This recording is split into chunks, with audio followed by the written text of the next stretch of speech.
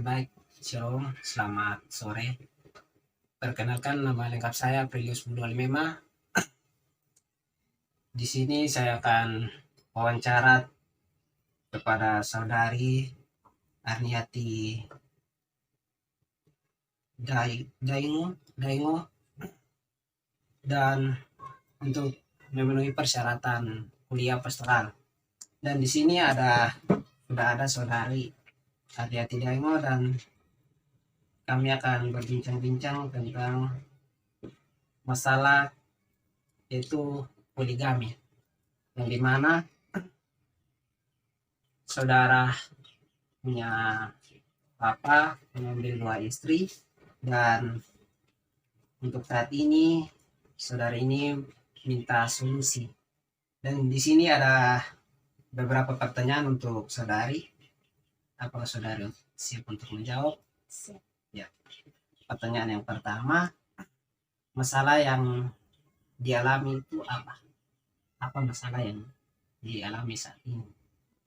Masalahnya saat ini kedua orang tua saya itu belum bersatu kembali gitu. Mereka itu sudah berpisah dari 20 tahun yang lalu. Kita berpisah 20 tahun yang lalu sampai dengan saat ini. Ya. Lalu apakah ayah atau ibu ini masih tinggal dalam satu rumah atau bagaimana? Bapak dan mama saat ini sudah tidak tinggal lagi, sudah tidak satu rumah lagi. Mama ada di Jepang, bapak juga ada di Sumba. Dari kecil kami sudah ditinggalkan. Terus, dan pertanyaan yang kedua, mengapa masalah itu bisa terjadi? Kenapa antara bapak dan mama itu bisa berpisah? Mungkin saudari bisa menjawab. Bapak dan mama itu berpisah karena ada masalah, ada orang ketiga antara mama dan bapak. Gitu. Orang ketiganya ini yaitu dari bapak. Bapak itu selingkuh dengan perempuan lain. Ya, istilahnya berpoligami. Situ mama kan sakit hati. Kan kami semua ada 5 orang. Yang anak waktu mama melahirkan anak bungsu, itu baru mama tahu kalau bapak itu dengan orang lain. Bapak itu dengan orang lain. Nah di situ mama itu sakit hati, dan karena mama sudah tahu bapak kelakuannya seperti itu, mama akhirnya mengambil keputusan untuk meninggalkan Sumba, dan mama ke Malaysia. Kan mama pikirnya kalau misalkan kan bapak kan sudah dengan orang lain. Kalau misalkan bapak sudah dengan orang lain, mama berpikir begini, suatu saat nanti anak-anak saya tidak ada lagi urus gitu. Jadi mama itu mengambil keputusan untuk pergi bekerja di Malaysia. Mama itu bekerja di sana sampai 16 tahun. Mama itu baru kembali sedikit. Jadi mama di sana sampai itu mama cari uang untuk biayakan punya uang makan, punya waktu mama pergi di Malaysia, mama kami di saudara sampai kami besar, sampai saya kuliah, sampai saya di Jepang. Baru-baru mama pulang kembali. Tapi itu pun mama pulang dari sana, mama sekarang karena kan bertahun-tahun mama di sana mungkin kerjanya berat. Oke. Mungkin di sini ada pertanyaan lagi, bagaimana sikap ayah terhadap ibu? Terhadap ibunya saudara. Saya. Ya. Kalau untuk saat ini sikapnya bapak saya dan mama saya itu biasa sih, tidak sama seperti orang lain. Mami bukan tidak peduli, tidak apa, Mami tidak marah-marah, tidak. Mami mereka bapak ini hanya diam, diam. Bapak itu hanya diam, tidak apa, tidak omong lagi apa-apa karena kan mama sudah ngerti Indonesia, tidak omong lagi apa-apa. Jadi itu dari situ eh, bapak itu mulai tahun ke tahun bapak itu sering telepon mama, tapi mereka itu tidak omong soal hubungan mereka begitu. Tetapi mereka itu sering bicarakan tentang anak-anak saja. Untuk masalah yang mereka bagaimana untuk menyelesaikan antara dengan bapak dan mama. Mereka tidak omong. Mereka saling berkomunikasi. Mereka juga saling berkomunikasi. Hanya saja mereka tidak bahas lagi tentang masalah mereka. Tapi mereka membahas kami. Itu saya juga berpikir karena walaupun mereka itu tidak bersama-sama, tapi mereka itu masih mau mengurus kami anak mereka.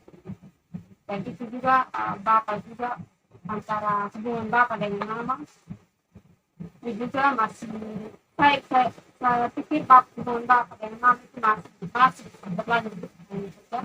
Mereka belum bukan satu rumah, tapi untuk perceraian itu kira-kira masih masih punya istri keduanya bapak ini yang tidak ada pernikahan, tidak ada keduanya bapak tidak ada pernikahan. Belum menikah. Belum menikah. Bapak yang itu perempuan. Setidaknya kawin masuk atau Iya, mungkin seperti itu kalau udah bersumpah. dari segi apa itu sumpah kan kawin masuk. Oh, mungkin orang bapak masih peduli dia punya anak-anak gitu. Bapak masih peduli. Bapak juga sebenarnya masih peduli dengan mama. Bapak bertanya, bapak saya sudah sekali mama. Oke, baik. Kita lanjut pada pertanyaan yang berikut. Bagaimana sikap istri kedua terhadap anak-anak istri pertama? Kalau istri kedua, sikapnya dia terhadap anak itu baik saja, baik. Mungkin kita lanjut pada pertanyaan yang ketiga ya.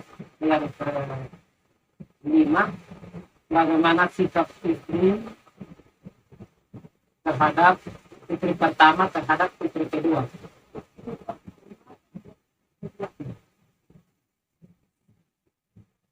Sikap antara mama saya dan suami saya, istrinya bapak saya.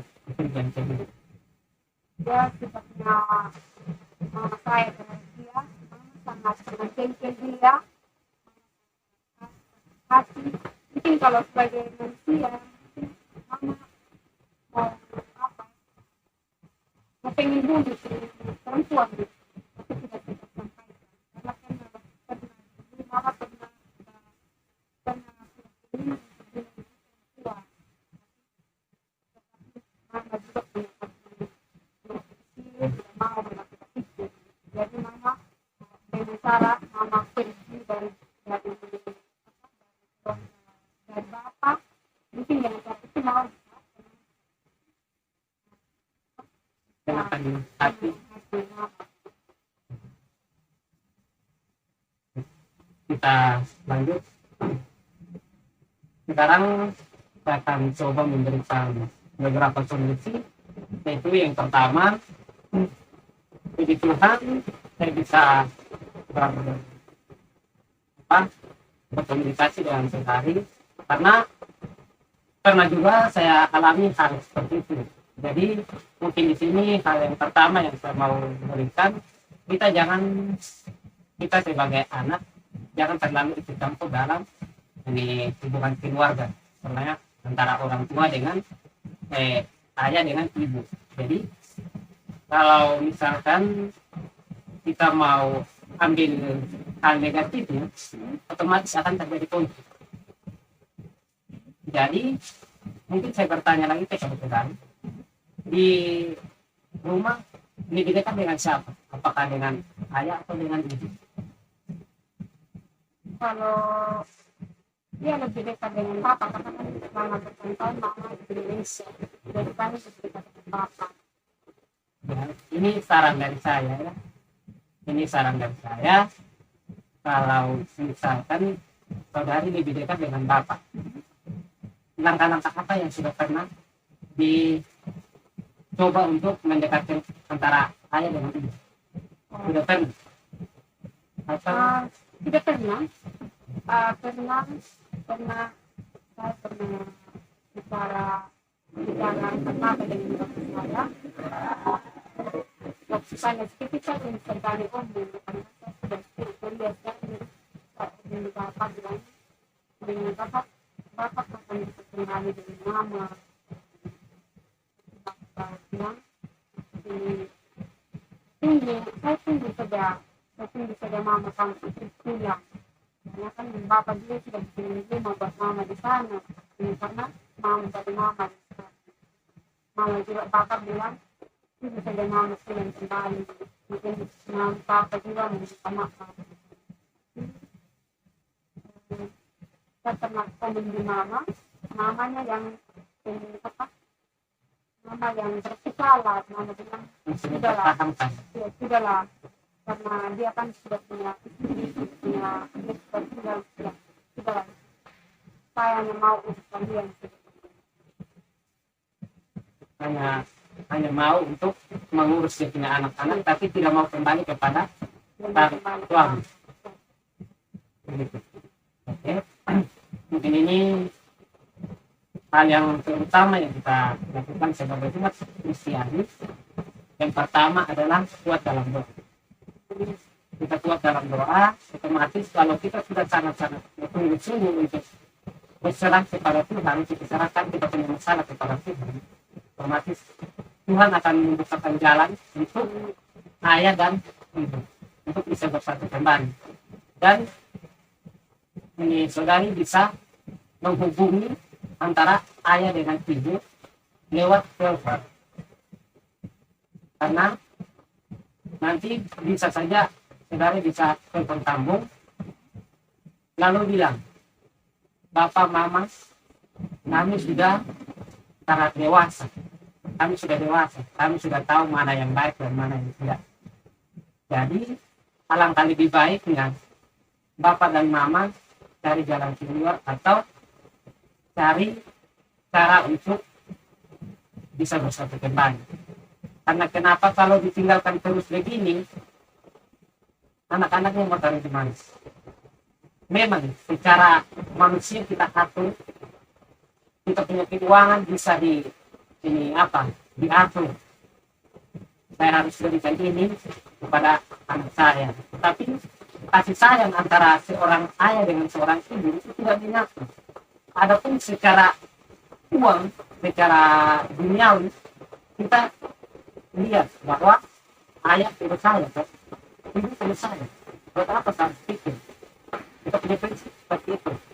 Termasuk saya prinsipnya seperti itu. Tetapi secara iman kita, secara batinia kita merasakan kasih sayang seorang bapak dengan seorang ibu itu sangat-sangat minim. Karena kenapa saya bilang minim? Antara ayah dan ibu tidak menyatu dalam satu rumah. Hubungan keluarga itu kelihatannya dalam satu rumah. Jadi pada hari ini hanya bisa berdoa dan minta kepada Tuhan, karena kalau secara manusia kita tidak mampu untuk atasi mental, apalagi untuk atasi dengan orang ibu. Jadi dengan pernyataannya saudari tadi, ibu tetap keras kemauan dengan dirinya sendiri, tidak mau terima solusi. Jadi cara satu-satunya supaya saudari kuat dalam doa. Di dalam kita berdoa, kita minta kepada Tuhan supaya Tuhan bisa mempersatukan kembali macam yang tidak disatukan di altar. Memang di dalam kitab perjanjian itu poligami sudah tidak asing lagi, sudah tidak asing. Banyak nabi-nabi yang kita temukan berpoligami, dan itu pun juga saat sekarang ini kita sangat sangat anggap remeh dengan poligami. Karena kenapa saya bilang anggap remeh? Di dalam kitab Kejadian saja sudah berapa yang kita sudah temukan berpoligami, dan Tuhan tidak marah. Memang Tuhan tidak marah, tapi ada satu saatnya nanti Tuhan akan ikut hukum kita. Jadi sekarang Bapak disembah, Mama ditipang. Jalan satu-satunya hanya berkomunikasi lewat media. Kita cerita baik-baik dengan Bapak, cerita baik-baik dengan Mama, kalau kita ini sudah dewasa.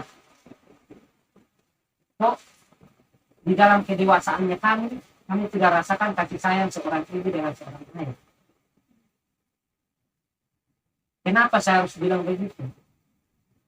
Secara dunia kami rasa, secara iman kami sangat-sangat minim.